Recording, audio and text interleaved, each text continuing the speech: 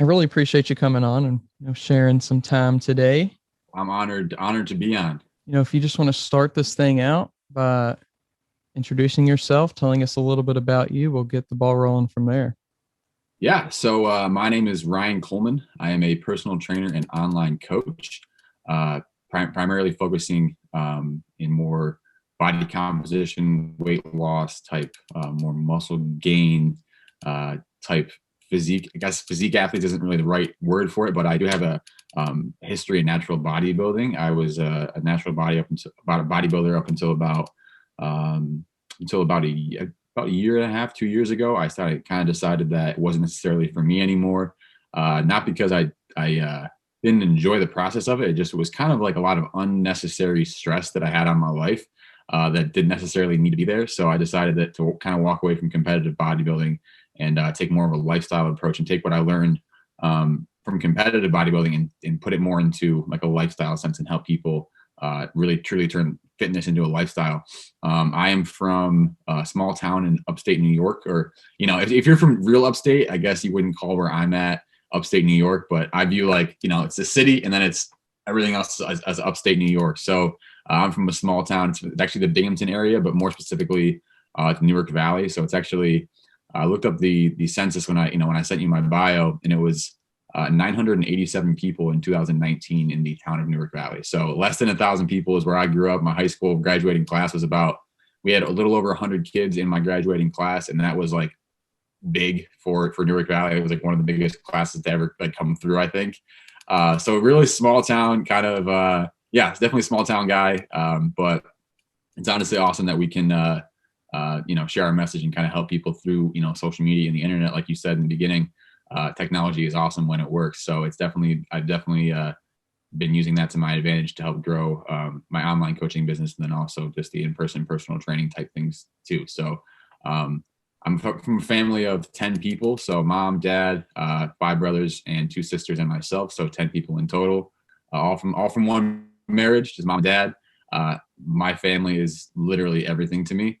I literally would not be where I'm at without them. We are all super close. And now that doesn't mean we never fight. We never have our arguments. I'm sure if you have siblings and you're watching this or listening to this, you know exactly what that means. But when it really comes down to it, as long as my family is in line, as long as my family and my faith are in line, I just know everything's going to work out. So that's a little bit about me. Small town guy with a huge family, loves fitness, just basically to sum it all up. So that's a little bit Yeah. about me. Where did that love for fitness begin?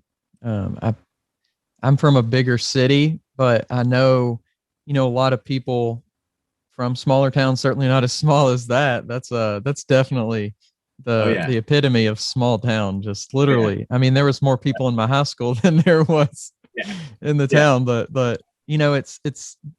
it's really cool because I'm a fan of that kind of thing, the small community, like people, I mean, people like know your business, which is definitely a downside, but they also know you, they know your family, they know you can appreciate your neighbors on a whole different level that way. But Oh yeah.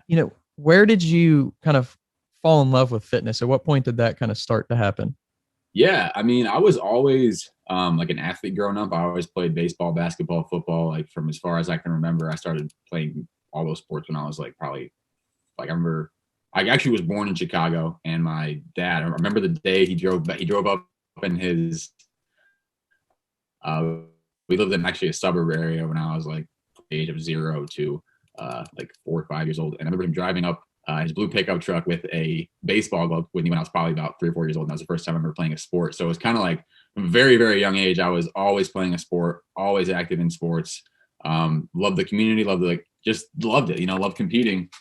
And then I really started like I always loved the weight room. I love the idea of lifting weights. I honestly just I knew that I liked the feeling I got when I was lifting weights. And that was all there was to it. I was always asking our coaches, like, because you start to get more serious about sports when you're like, freshman through, senior year.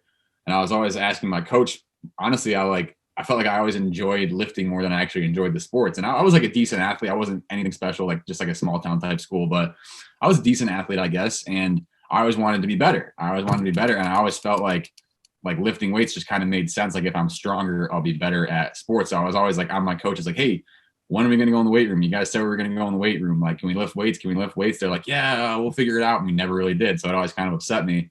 And then my sophomore year of basketball, my coach was kind of more into weightlifting and whatnot. And he always allowed us to kind of get in the gym at least once or twice a week. And I just loved it. Like, I just loved the feeling I got when I was working out. And I kind of, just kind of carried that through high school, tried to get in there as much as I could. Never was really consistent, just knew I love fitness, and I didn't really know why that was when I first started getting into it.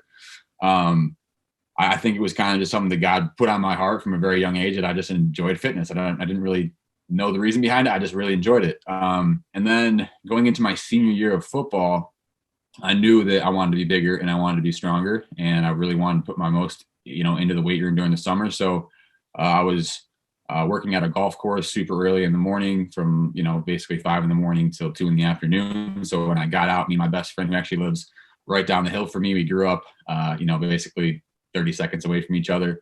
We decided, like, hey, we're going to get in the weight room. We got this extra time. We're going over town, which is like, half an hour to get to anywhere. We're working at this golf course over town, is what we call it, over town. And so, there was a gym about maybe 10 minutes away from where we worked. So we'd always get out at 2:30 in the afternoon, and we would go to the gym. And my brother was in college at the time, and he was probably about a year and a half into his fitness journey. And he was always kind of like a thinner guy.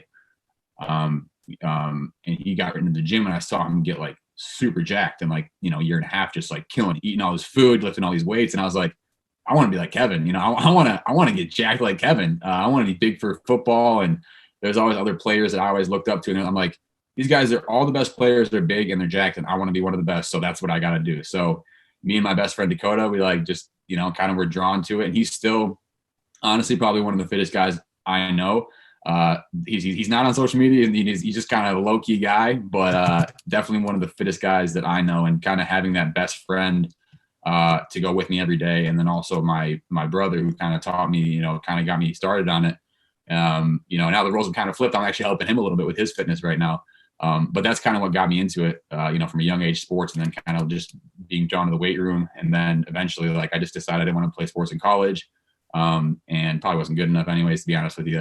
And I just decided, weightlifting and fitness is going to be my new sport, and it's my favorite sport I've ever been a part of. So that's a little pretty bit cool. When you first started lifting in high school and maybe got a little experience, what was that experience like as far as the the methods? How did you go about training in high school? Like, what was the level of expertise from those who are teaching you and helping you in the weight room? Yes, that's an excellent question. When I first got into it, it was more because I always kind of played up in sports. Like as a eighth grader, I played on JV, and then freshman through or senior year, I played JV in some sports, but varsity in most sports. So I kind of was always playing up, especially like from my sophomore year on. Like in baseball, I played varsity all the way ninth grade through senior year, and then sophomore through senior year, I played varsity for all my sports, and it was a starter. So I was always kind of like smaller, because you played against seniors as a sophomore. That's a 2-year age gap from 15 or 16 to an 18 or 19-year-old. That's a big physical gap. Now I'm like naturally a bigger person, but I just kind of was like, I see my teammates, they're seniors, they're bigger than me. I'm competing with them for a starting spot. Like, I'm going to do what it takes to take their spot. To be completely honest with you, I wanted to take a spot. I wanted to be a starting guard for basketball, or a starting player for football, or whatever it was. It was more basketball and baseball, but it was really just, there was like an after school lifting program that I decided not to play football my sophomore year, which is kind of a regret of mine. I wish I would have played, because all my friends played, and they always talk about memories from that year. And I wish I would have played, but I didn't. I decided to take the year off and get ready for basketball season. So there was an after school lifting program Monday through Friday. So what I did was I lifted for like an hour, and then I played basketball for about an hour, just kind of practice my skills, dribbling, shooting, free throws, whatever it was. Just kind of had a routine, a practice schedule that I did lifting, and I did basketball basically every single day after school. And there was a couple coaches in there, and it was kind of just like the very basics, like learn your power movements, bench, squat, deadlift, clean. rinse, repeat the next day. And it was just kind of like an introduction. And then, once you do those things, do your isolation work. There was really not that I knew of, looking back, there was really no rhyme or reason to it. It was just like, here's the program, try to follow it and do a good job and don't hurt yourself. And there was like one or two coaches that kind of volunteered to kind of walk around the weight room and give guidance where needed. But it was mostly the coaches hanging out in the corner, the kids kind of throwing weights around and not really knowing what we were doing. But I liked it and I really enjoyed it. But there was one guy, his name was Mr. Lakin, and he is still to this day. He's I don't know how old he is now, but he was always super jacked. Like he was just like this super jacked elementary school teacher, like wore extra large shirts and even they were tight on him. You could just tell he was jacked underneath all of his clothing. But he always wore baggy clothes. And I was like, he was, squatting 500 pounds and like deadlifting 600 pounds and benching insane amounts of weight, like close to 400 pounds for reps. And I was just like, I want to be like Mr. Lake. And still to this day, every time I see him, I like thank him so much for just like him. He might not even known it in the moment, but he was one of the first people that like put me onto that path. And I always try to meet up with him, once every year and once every couple of years, just to train with him. Because now that I am at that level, I can always be like, you know what?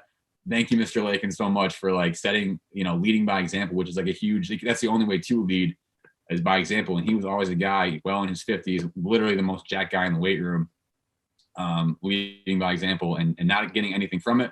He was always volunteering to coach, volunteering to be in the weight room. It was just something that he loved, something that he was passionate about. And honestly, a lot of that has rubbed off into my business because I do some of my coaching at a beginner level for free, just because I really, truly enjoy it. And by being affiliated with First Form, I actually have a really, really good avenue to do that and help a lot of people. And if I look back, the people that have helped me most in my life in multiple areas, they've done it for free. So I've found ways to kind of work in free options of coaching into my online coaching business that I really, really love. It makes me feel fulfilled. So I can be that Mr. Lakin type guy to, maybe a more younger or someone who's just not younger necessarily, but more inexperienced and just needs the basics. I can do that. And most of the people that have impacted me most, like Mr. Lakin, my brother, some of his friends that taught me how to lift, my coach, Brett Freeman, you might want to have him on the show. He's a phenomenal guy that kind of got me into natural bodybuilding and totally blew my mind when it came to learning more about advanced methods of training and how to structure a training program, nutrition program, stuff like that. They all helped me for free. It like just gave me everything they had. So I really value that, that aspect of if you have the capability to somehow create some type of free coaching for people where you can actually help them out and get started on the right path. I think that's an invaluable thing to have in your business. And so that's affected a lot of my business as well. I know the question was what it looked like when I first started training. But how I first started training is one of the most valuable things I carry along with me in the business because everyone that helped me did it for free. So it's something that I like to do by paying it forward with certain levels of coaching and doing it for free. Yeah, that's cool to have that role model and kind of silent leader, somebody that doesn't know that they're doing it, but they're really just there to, for you, they don't know it, but you're just watching them. You're saying, oh, this is, what it's supposed to look like. This is how it's supposed to be done. This is somebody that I want to look back at and say, this person helped me out. And like you do now, just being able to do that for other people is amazing too. That's honestly it's a core, and I'm not on here to promote my business at all whatsoever, but that's a core foundation of my business is like most people that I work with, because I, being a First Form Legionnaire, like they have a phenomenal coaching program that that allows me to teach people the basics about nutrition and training, things that you're going to get 80% of your results from, like learning how to track your protein and calories, learning how to just follow a basic resistance training program and being there to kind of give them some guidance through, an app setup. It's invaluable. I wouldn't rather do my coaching business any other way. Obviously with personal training, you're trading time for money with something like that. So that's a service that I charge for. And then like a more advanced type periodization, phase potentiation training program for like the advanced athlete that's really trying to hone in and take their body to that next level, get that extra 5 to 10% out of their physique or hit that big powerlifting number, get those numbers up. Those are things that takes more attention to detail. So those are things that like, more advanced coaching things. But like, I think majority of people just need that basic introductory and they need that person because that's what I needed. I needed that person and my best friend and my brother and Mr. Lakin and all these people to truly keep me accountable and just show me the way, especially when it first started out. So that's just like an invaluable part of coaching. If you are an online coach or if you are a personal trainer, like find some way to do some free coaching, because it'll make you feel so fulfilled, and it'll probably help you with your business as well, to be completely real with you. So talking about back to your training, you're starting out in high school, get some experience in the weight room of sports, and then you move on and you want to continue training, and you said you got into powerlifting for a while. How did you get into that side of it? Well, my coach, the one that I worked with a while ago, his name is Brett Freeman. He's on Instagram as BAFTub, so BAFT_tub. It's kind of, I don't know the reason behind that name, but he's a funny guy, and he was really into powerlifting. And I didn't really get into powerlifting. It wasn't ever really my sport. I was always just trying to get bigger, and mainly just bigger. I guess sometimes that equates to stronger, but as you know, as a coach yourself, like bigger doesn't always mean stronger, and stronger doesn't always mean bigger. So then I kind of realized like there is some synergy between both of them, as far as like if you get stronger, that will carry over into certain rep ranges in the gym, and then certain rep ranges in hypertrophy training will carry over into your strength training. So I started to realize like, okay, I should spend more time strength training.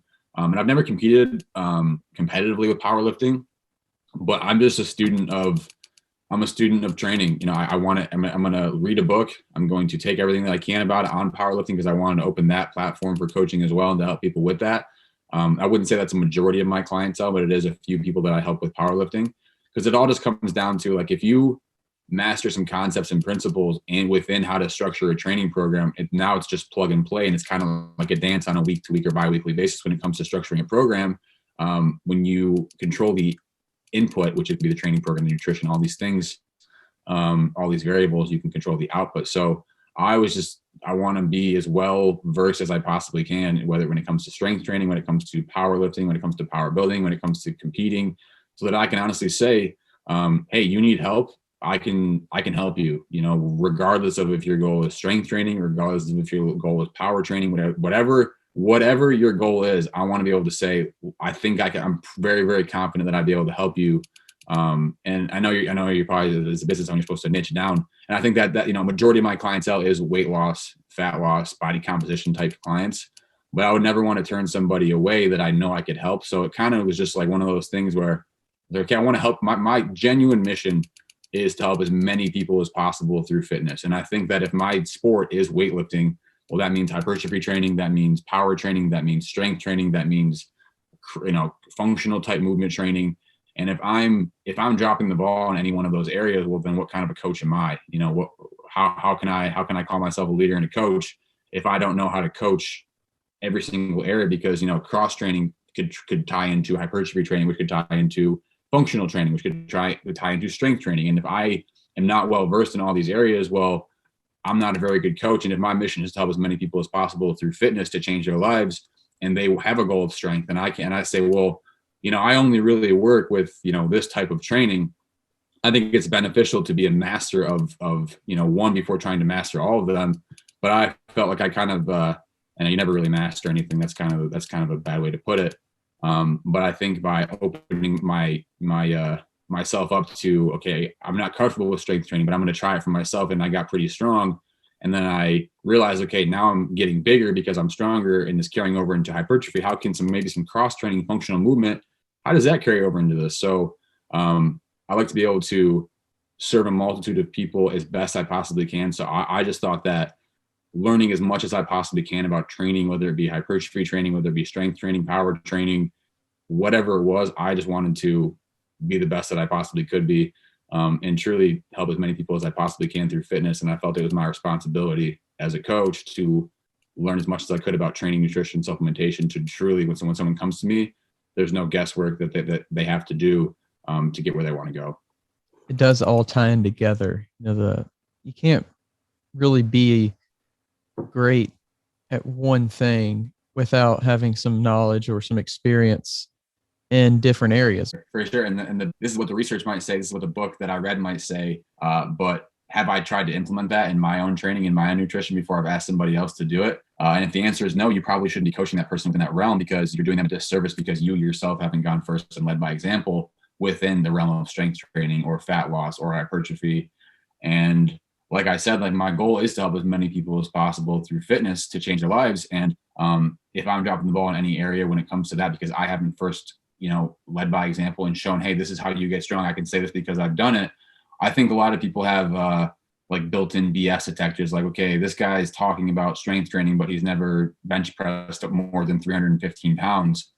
What kind of coach is he? Like most top level elite bench pressers, depending on body weight, and do like close to 500 pounds or if I can't, if I haven't done it, it's going to show up as phony when I ask you to do it. So that's why I believe in being well versed in all these areas so that I can show up and be the best possible coach that I can possibly be, regardless of what your goal is. Now I do, like I said, I do primarily focus on fat loss and body composition type clients, but I would never want to turn somebody away because I can't help them. And I know I just want to make sure that I'm doing my due diligence in all areas and practicing those things so that I can, truly become a student of the sport of fitness and weightlifting, because it is my sport. So I look at it like that.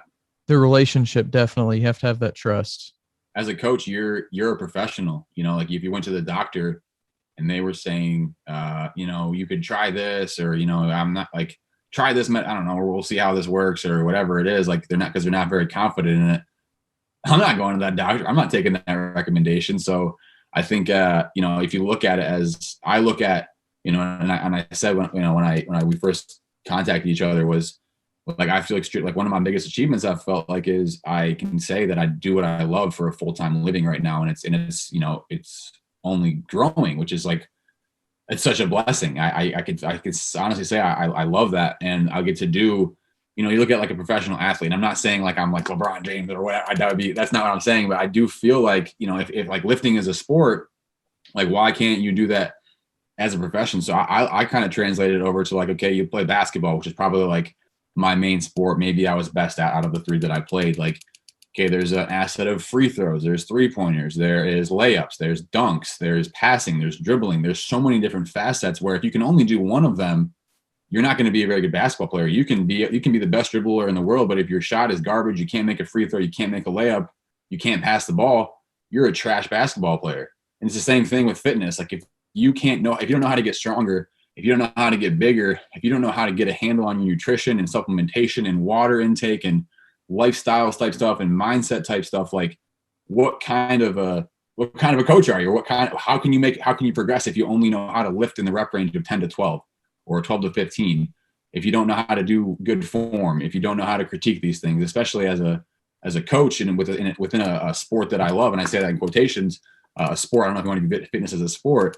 But I look at it very similarly, just having an athletic background. Like if you can only do a layup in basketball, well, you're not a very good basketball player because you can't even dribble to the basket to make the layup. So I look at it very, very similarly to how I use sports. Like you have to be multifaceted, and those facets for fitness are strength training, hypertrophy training, calories in, calories out, protein and calories, supplementation. Like you need to be well versed within this industry to know, okay, if someone's going to come to me and work to me, like I want to be able to say, I'm not going to ask you to do anything that I'm not doing first, that I haven't done first. And then you can be very, very confident to help them get where they want to go. So what motivates you to train today?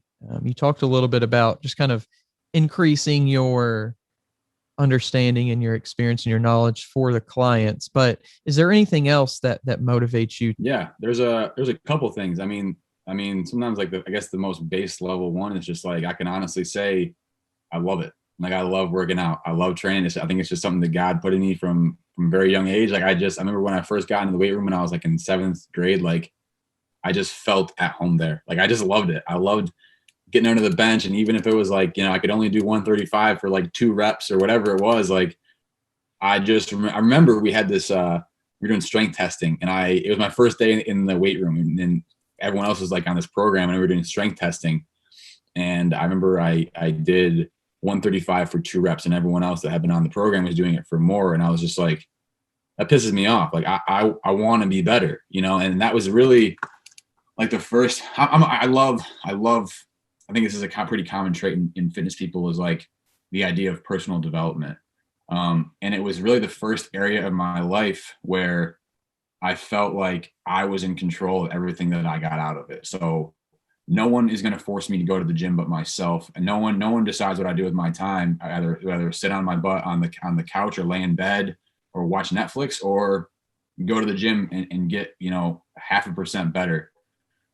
Or, no one controls what I put in my body besides me on a mindset thing. And then also on a nutritional thing. Like, nobody controls that decision besides me, myself, and I. Like, and that was like one thing is it really, when people are struggling to get a hold of, and I'm not saying like I'm this like personal development guru, so that's not what I'm saying at all. I hope knowing that it doesn't come off as that.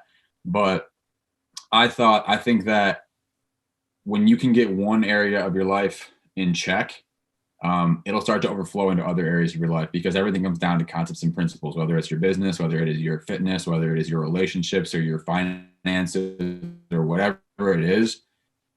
It all comes down to concepts and principles. Like, you got to put in the work, you got to pay your dues, you've got to prioritize certain things over other things. And it was for me, like, I know that when my fitness is in line, like when I am eating correctly, when I am, when I'm hitting when I say eating correctly, I mean like making sure I'm hitting protein and calories and eating enough fruits and vegetables, and then filling gaps with like higher quality supplements. When I'm consistently training, I feel my best. And when I do those things together, I'm more mentally clear to show up for my clients, to show up for business things that I don't necessarily want to do on a daily basis, or to, listen to a podcast or to read a book. And I felt like, for whatever reason, it naturally starts to flow into other areas of your life when you consistently train and take your fitness, seriously. So that's one thing, is I know that if I do these things, then I will be more likely to show up for myself in other areas of life, regardless, outside of the gym and outside of eating my macros or whatever. I'll be a better boyfriend. I'll be a better future husband. I'll be a better son. I'll be a better brother. I'll be a better cousin, whatever it is. I'll be a better member of my church. I'll be, whatever it is, I'll be better, because I know that I'm taking my health seriously. And that's one thing that, like, more recently, I've kind of gotten a hold of. Because when I first started working out, it was just like, I want to be bigger and better for football. And then it was, okay, I want to be more jacked and tan so I can look good for girls, or whatever it is. And then you start to realize, like, now that I'm getting a little older, like I'm 26, which I know isn't old, but like I start to think about, like, okay, in the next 5 to 10 years, I'm going to have kids. Am I going to be the healthiest dad that I can possibly be? Am I going to be the healthiest husband I can possibly be? Am I going to be, a leader in my community, which is something I want to do? I want to put my best foot forward in everything that I do. Am I going to show up and look healthy? Because I'm a big believer that if you show up to a situation and you are physically fit, it says a lot about you before you even say a single word. And that's something that I think about a lot, is like, I want to be a leader. I think God put that innate desire in me to be a leader. And I want to make sure that I'm executing on his plan for my life as much as I possibly can. And when I get to the finish line, whenever I die, I want to make sure that, God says, well done, my good and faithful servant. And that's a huge part of I think physical fitness is a foundation of that. And again, like, I'm very, very blessed to be able to say, like, my life is my business. Like, fitness is a huge part of my life, maybe one of the biggest parts of my life. And I get to help people with it every single day. And kind of to go back to what I said a few minutes ago, like, if I'm asking somebody to, track their protein and calories inside of the app, to follow this resistance training program and do this cardio, but I'm not doing it myself. Well, people have a built-in BS detector to say, this guy seems kind of phony. Like, he's kind of out of shape. Why would I listen to him? Versus, like, if I know I'm doing these things, and I'm not making excuses, like, I'm a big believer that my people, at best, will only do 80 to 90% of what it is I do. So I better be on most of the time. And I'm not perfect. Like, I'm not like always just like execution, personal development monster. I'm always just like crushing it. Like, that's just like doesn't exist. But I know that I can control a lot more than I think I can control. I don't know if control is the right word, because I believe God's in control of everything. But I also think that God gives us free will, and that we have the power to choose what we do in the moment, because we have free will. So we can choose what we put in our body. We can choose who we spend our time with. We can choose what we listen to, where, is it rap music that's giving you literally no value at all? Or is it going to be a podcast where you're going to be learning something, maybe passively, but you're still picking up one thing versus nothing at all by listening to some trash music? Like, I'm not saying that's trash. It's just like, we are in control of a lot more than we might think. And when it comes down to, if you're doing those things on a daily basis, like exercise being one of them, you start to realize like, dang, there's a lot more than I can influence in my life than you might actually think. And those are really the main things that I think about, like when it comes down to training and executing on a daily basis. Is like, it's going to help me, like, I guess to put it simply, like it's going to help me show up better in every single area of my life, especially because my life is my business basically. So I'm very fortunate to be able to say that, but I know that as soon as I start to let myself slip within my fitness, because it is a huge part of my business, leading by example, I'm not gonna be able to show up as well for my clients. And a lot of my clients depend on me to look for discipline and for motivation. So if I'm not even doing what I'm asking them to do, they're sure as hell not going to do what I'm asking them to do, because I'm not even doing it myself. So it has to start with leading by example. Love listening to podcasts. I love just the whole, personal development aspect for the same reasons. It's something that you can control. It's something that makes you, just like you said, a 0.5% better. It's adding value, I guess, instead of, spending time on things that aren't adding value. And I think there's times for those, for those certain things that are just more relaxed, laid back, fun things certainly are important. But on a daily basis, I think just integrating those habits into your life, such as, like you said, listening to a podcast over turning on the radio, just one thing on the way to work, small moments like that, really you can make a huge difference in your mindset. I think that's another big thing, is just the mindset. And you kind of touched on it a little bit too, the mental aspect, but kind of getting into that mental side of things. And it may be what you just said, but kind of how do you stay mentally balanced between kind of going all in as far as just overcommitted to undercommitted? How do you stay balanced in that kind of lifestyle? Because like we were talking about, it's important to do it, but you don't want to just only become that person. Right. And just to tie in, and you said something, like, I'm reading this book right now. It's probably the 3rd or 4th time I've read it. It's called The Slight Edge, and it's by Jeff Olson. I don't know if you ever read it. One of the quotes that comes to mind that I underlined a couple of days ago while I was reading was, greatness is always in the moment of the decision, and so is fate. So, a lot of people think, one day I'll make this big life-changing decision and it'll grow my business 1,000,000%, or I'll get all these clients and I'll make all this cash and I'll whatever, or I'll have the relationship, or I'll be able to take the vacation because I made one right decision. But what that book talks about is, it's a culmination of the little things that are so mundane and so easy to do, but also so easy not to do. So honestly, like that book is a book I've read, I don't know, maybe three or four times, and I try to read it. I'd highlight it and constantly be going through it, because it really does come down to, like, if you want to get where you want to go, whether it's when your nutrition or your training or your personal development or your finances or whatever it might be. And I'm not really an expert in all these things, but it comes down to the things that are so mundane that they're so easy to do. Like, I have a list of things right here. It's like I call it my power list. So it's, things I got to do every single day, and there's WW, I know that if I do these things, these are going to produce wins within my life. And, this is my one for today. I still got a lot of stuff I got to cross off, but I know, like, right now where I'm at in my life, these are things that are going to move the needle forward, even just 0.01%. But over the course of a year, I'll be much further ahead, if I do those things on a consistent basis, than if I don't do them. And I don't mean to be all motivational and whatnot, because I'm really not that type of guy. But I'm a big believer in, if you do the small things that are so mundane that they almost just like feel like you don't need to do them, that's where you win. Because most people, 95% of people will be like, I don't need to, like, what's one thing on here? I don't need to learn something new about fitness, nutrition, training, whatever it is. I just want to pick up one little thing about this supplement, or about this nutrition, or about protein, or about this training method. If I can just pick up one little thing and add it to my toolbox, so that down the line I can help a client with that, that's invaluable. So I guess to kind of answer your question, like, what do I do on a daily basis to, not go too, because I've been on that end of bodybuilding where you're, 3-4% body fat, stepping on stage, only to be told, hey, you overall in the show take 5th place. You won your overall division. Like, I have, my only first place trophy right here. I won my weight class, but I took 5th overall, which was like last place in the overall.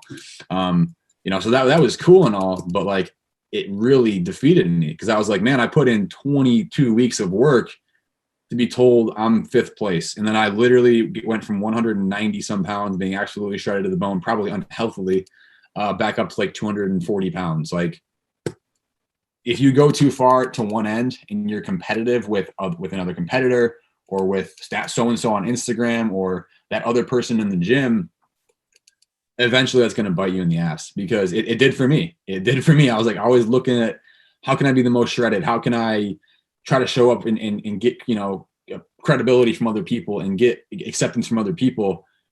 And to be honest with you, like, you can try your whole entire life, you're never going to get it, because honestly, people don't care about what you're doing as much as you might think they do. So that's more of a mindset type thing. You've just got to grasp that mindset where it's like, do this for you, and I'm doing this for me. So that I really try to have one of the things on my power list is revisiting my why every single day. And I know it's kind of a cliche thing to talk about, but it's all over the place nowadays. But like, it really is true. Like, my why is, I want to be the best, dad and future husband that I can possibly be. And I know that if I continue to do these things on a daily basis, a lot of these things I don't feel like doing on a daily basis, like, tracking my nutrition, reading 10 pages a day. Getting on my Instagram story, making sure I'm showing my face and talking, like being out there, and because it's kind of selfish not to do those things. If you really think you can help somebody, you're not doing those things. Well, that's just selfish of you. So I think, like I said, like a lot of the times it's like so like the mundane things you don't want to do that add up over time to get you where you want to go. It's just kind of having that mindset of like just, I'm doing this for myself so that I can be the best version of myself, so that I can show up for other people. And when you put yourself first in a non-selfish way, you start to show up for other people in a better way. So I guess I hope that kind of answers the question. As far as I kind of forgot what the original question was. I kind of went on a tangent. I'm sorry. I tend to do that. But I hope that answers it. Yeah, it was, I completely agree. I think another thing you said there that's important to think about and consider is, you don't feel like doing it, but you do it anyway. So I think it comes down to, you're not always going to be motivated. Motivation is definitely an emotional thing. It's, are you feeling like doing it in this moment? And Right. like you said, you have to go back and you have to figure out why you're actually doing it. And, revisiting that on a daily basis is definitely a good way to remind yourself, oh, this is why I'm going to do, look through this research, or this is why I'm going to listen to this book or podcast or read this book or whatever it is. And that's such a life-changing thing, is when you stop doing things because you feel like doing them, and start doing them because it's the right thing to do. And, kind of another kind of cliche thing to say is, oftentimes doing the right thing is the hard thing to do. Doing the wrong thing is the easy thing to do. So if you think that something's too easy,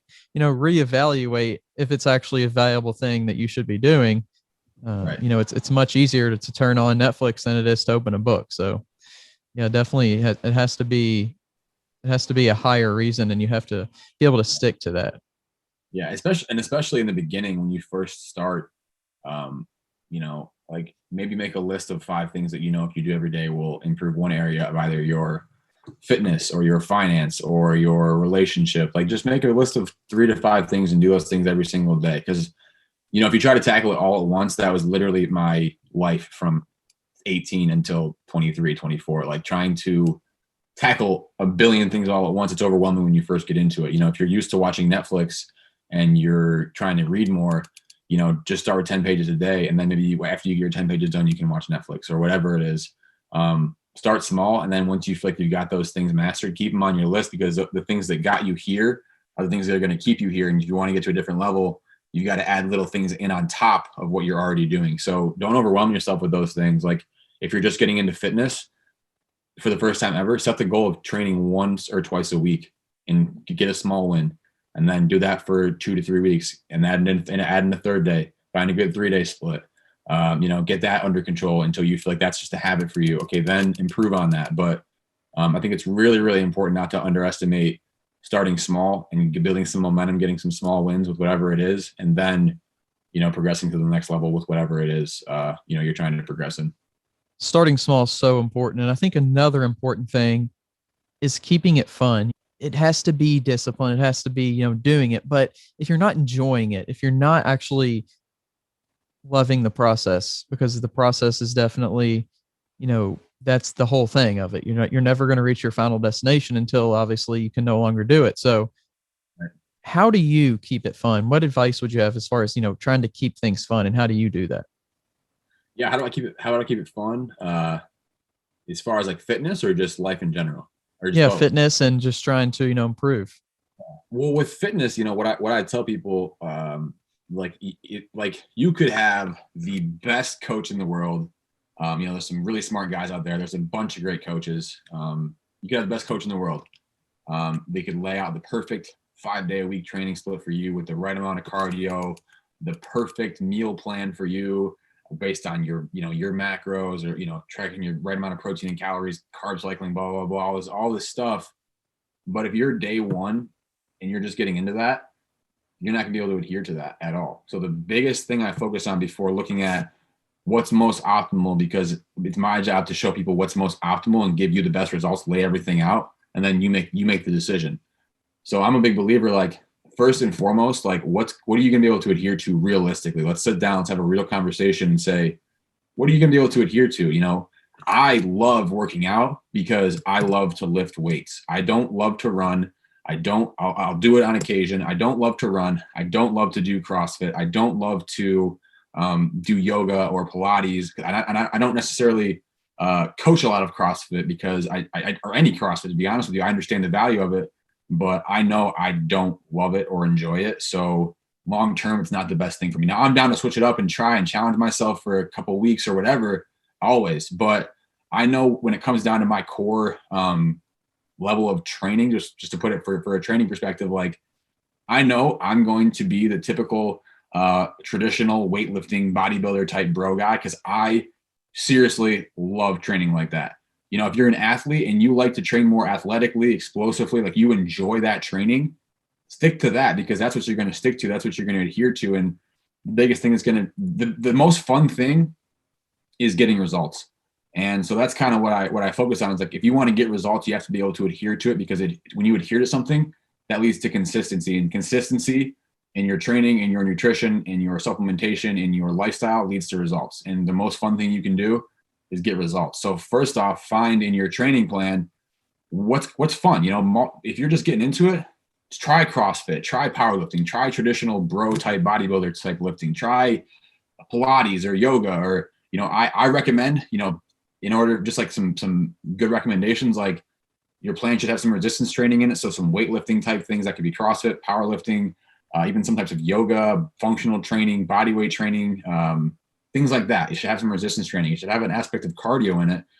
For me, I really enjoy my cardio being, brisk walks for 30 to 45 minutes. That's my type of cardio I enjoy most. Now I'll do, ropes or battle ropes. I enjoy doing those, but like, you want it to be fun. The most fun thing you can do is get results. And then if you want to focus on the process, like, find things that you're going to like to do as much as possible, and do those often. Like if it's basketball and that's your workout, that's great. Maybe try to get lifting in once or twice a week, to kind of, like we talked about in the beginning, all these other areas of fitness, they aid in each other.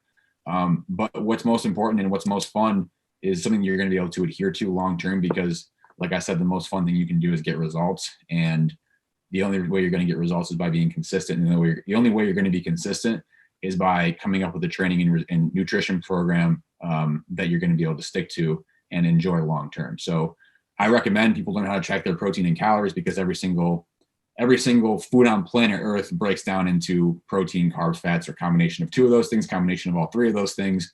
And when I can have that pizza and I can make it fit into my diet, have at it. I don't think a majority of your food should come from pizza and wings and all that stuff. But like, if you've tracked for long enough and you can intuitively say, okay, I've got 1,000 calories left based on where I'm tracking, and majority of that's carbs and fats, and about 3 pieces of pizza, depending on, you're not going to be perfect, but a majority of that is, I can maybe make 2 slices of pizza fit.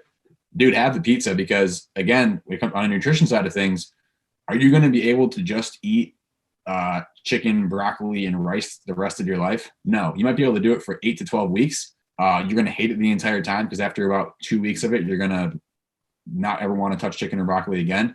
Now, yeah, a majority of your food should come from clean, whole food sources like, vegetables and starches, carbs that agree with your body, don't make you feel bloated, having some intuition about what foods your body digests better.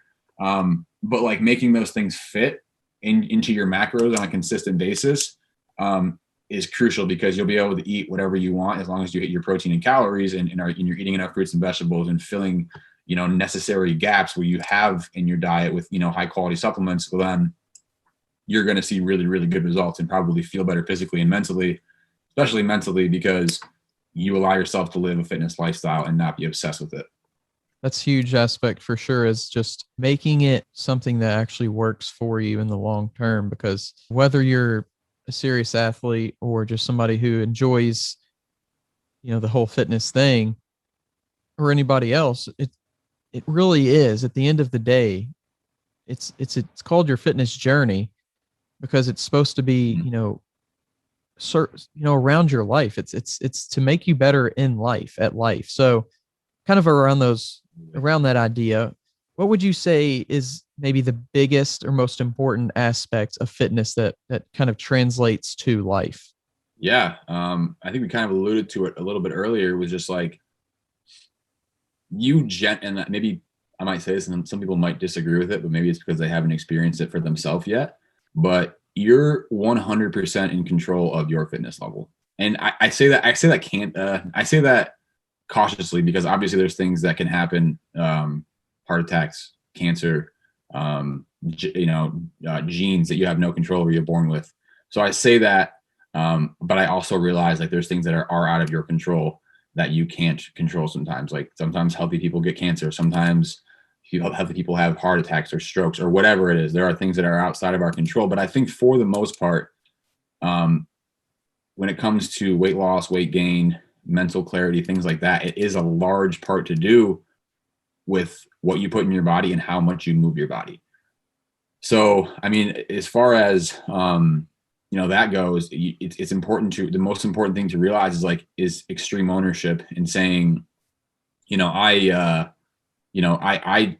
put in the work in my nutrition. I make sure I hit 1 gram per goal pound of body weight. And again, this is my method of coaching nutrition. If it's not your method, that's okay. Maybe we aren't meant to work together. I can find you another coach that maybe will be more suited towards what you're looking for. But my method of coaching is, for nutrition, what we measure, we can manage. And it takes all the anxiety of, okay, if you're in a caloric deficit and you want to lose weight and you're hitting protein and calories, you're going to have good body composition when you get to that goal weight that you're looking to get to. So if you're doing the work and you're not lying to yourself or lying to your coach, that's really, really important. Are you doing what you're supposed to be doing? Because a lot of times, the most important thing to focus on is executing on the tasks that you need to execute on. And a lot of times people need to realize, like, I mean this in the bottom of my heart, you are in control of your weight loss and weight gain. If you just measure if you measure, you can then manage. So that's really, really important to focus on, I think, is that you're very, very much in control of,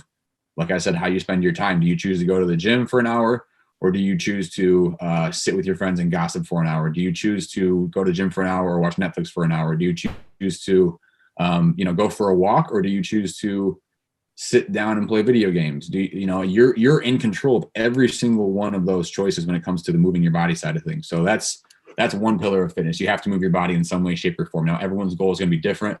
Some people don't want to lift weights, but from an overall health perspective, like, you should be moving your body 7 days a week for at least a half an hour, regardless of whatever your goal is. So that could be lifting, that could be cardio, that could be a combination of lifting and cardio, that could be walking, that could be running. Like, find what you're going to adhere to and do some movement every single day. The second pillar is like nutrition. You have to get your nutrition in check, and you're in control of everything you put in your body. No one is, unless you're physically disabled, nobody is picking up your spoon or your fork or whatever it is and putting it on your plate or someone else's plate and putting it in your mouth. You're doing that. So I know that sounds maybe a little harsh, but it's 100% true. And you have to have extreme ownership and say, from this day forward, I am realizing that I control everything that I put in my body and how much time I spend moving my body. And those are the two main things that are going to get you 90% of your results, is getting a handle on your nutrition and getting a handle on the movement of your body, to put it simply. That's going to look different for everybody, but that's probably the two most important things that I tell people to focus on before looking at a supplement, before looking at a quick, wrap or some program that's going to give you the best body in 7 days. Like, or you see in the checkout line, lose 40 pounds in 3 days. Like, none of that, I'm going to tell you right now, none of that stuff works. The only thing that works is doing the work, and 80% of your results are going to come from your nutrition and your training. You get those things in check and you're 100% in control of them, you'll start to see results. So that's probably the most important thing I would tell people to focus on is look at the things that you are in control of and control them. Yeah. Extreme ownership, definitely from Jocko there. I like I really enjoy that principle just because it puts you in control. My background, like I've actually struggled with extreme levels of anxiety. I had to go see a counselor for it. My counselor really honestly changed my life on how I look at these things. And I'm completely open about it. I'll be completely honest about everything that I've been through on the anxiety side of things. And my counselor basically told me this. He's like, if you look at the root word of anxiety, I believe it's a Greek word, and it means to be separated from.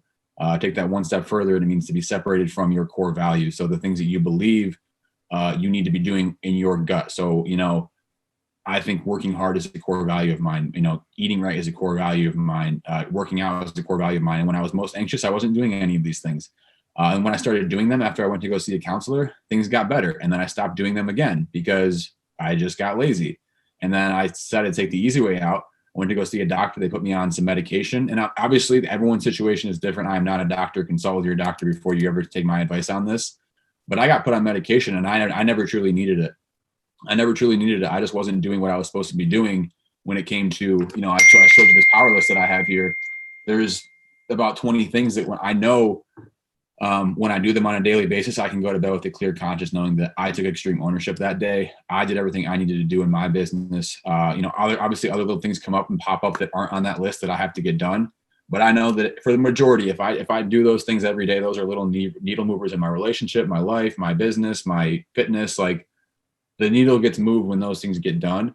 And I'm a big believer, and I put this on my Instagram maybe like a couple weeks ago or something, but you're better off being tired from doing the work than being tired of being anxious. And that's I can say that for 100% fact, because I've been on both ends of the spectrum where I was so anxious that I thought I quote unquote needed anxiety medication, and I never did. I just wasn't doing the work. So when you take extreme ownership over your fitness, over your relationships, and really realize that, like, I'm in the driver's seat a lot more than I think. Now, I think that there are certain things that are out of your control. I do believe that God has control of every situation, but I also think that we have free will to choose how we spend our time, choose who we spend our time with, choose what we put in our body on a physical and also on a mental side of things. And you start to realize, like, holy smokes, like, I am in a lot more, I have a lot more influence over my life, I guess would be the more appropriate word, than I might think. So, just to kind of tie with my personal experience with that, I want, listeners to know that. Having so many different people from so many different backgrounds come on here is so important to me, because I don't have all the answers or all the experiences. And every podcast that I do is a learning experience for me, but I also want it to be a learning experience for others as well. So, just with that being said, I greatly appreciate you coming on today and sharing like those experiences, sharing your wisdom, sharing your knowledge, and just being here to help everybody along the way. Dude, I appreciate the invite, man. I really, really, really enjoyed the last hour that we spent together. It was I learned a lot. Just having a conversation with you helped me to learn a lot, man. So I appreciate the invite. Absolutely, anytime. And if you want to let people know where they can get a hold of you, where they can find you, if they want to, get on board with all this this stuff we're talking about, that'd be great. For sure. You can follow me on Instagram. It's Ryan Coleman Life. So just RyanColemanLife. That's probably the platform that I'm most active on. I post pretty much every single day, whether it's something to do with personal development, training, nutrition, whatever it might be, the whole nine, everything I just talked about here. That's I try to keep it, most of the things that we talked about on here, I talk about on there on a pretty frequent basis. If you, and that's really where I'm most active. I'm not really big on Snapchat. I think it's kind of a younger, I'm not on TikTok. I'm on Facebook, just Ryan Coleman. I also run a Facebook group if you're looking to be part of it. It's just it's a free platform. I put out, coaching strategies, nutrition, training, supplementation type stuff to just honestly create a community to help people. And that's, That's under Team Infinity Progression, Personal Development and Fitness. It's basically a group you can come and join for free. And I try to go live in there a couple times a week, post nutrition, training, strategy type stuff. So that's where you can find me. And if you're ever looking for help with anything, you guys can always know that I'll be a friend first and a coach second. So feel free to always reach out regardless of what it is you're looking for help with, because that's my goal, is to help as many people as possible through my experiences and through fitness by the time I leave this earth. That's awesome, man. I'll definitely put those links down below, description, and for people to have easy access to. And like I said, I just really appreciate you coming on today and sharing some of that wisdom and knowledge and experience. It was awesome to talk to you. Thank you so much, Daniel. It was honestly awesome to be a part of this podcast. So I'm looking forward to it, being released and dropping, and I'll definitely share it with my audience. And hopefully it can just help one person. Because if you can help one person, then then it's everything you do is worth it. So I appreciate you putting this content out here and getting like-minded individuals together so that things like this can happen and you can create a movement that way. So keep doing what you're doing, brother.